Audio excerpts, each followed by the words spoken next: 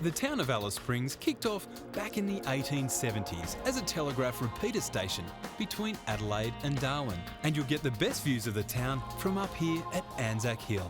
The Alice is a top place to book a tour or to plan the next leg of your journey, because there's lots of companies here that really cater well for outback travellers. Hi guys, my name's Justin. I'm here at the Alice Springs Reptile Centre.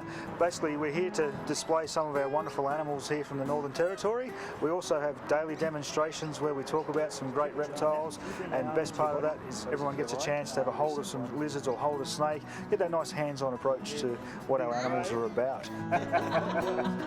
This is Cargo, one of our olive pythons. So he's only a little fellow at the moment, so as you can see, he's actually really friendly, really nice, easygoing sort of a character.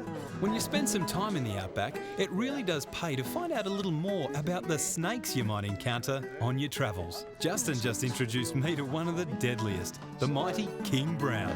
So this little girl here, this is one of the more common ones you do see around the country, and there isn't too many places around that you don't find them. So the big thing though is colour changes. So as you can see, she's more of a nice greeny olivey colour, but you can see deep chocolate browns. You know, up north you'll see some real coppery colours, so they do change a little bit from region. Okay. But certainly very venomous as well. So she's in the top 20 in the world.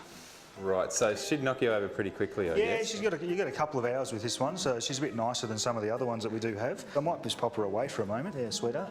So Justin, if you get bitten by one of these snakes, what do you do? Most important thing, and this covers any of our snakes, is sitting down and staying nice and still and trying to stay nice and calm. Your heart slows down, the rest of your body slows down as well. The one thing we have in Australia that's really good is our first aid is very effective. So you're sitting on the ground, everyone's going to have a first aid kit and going to have a couple of bandages around.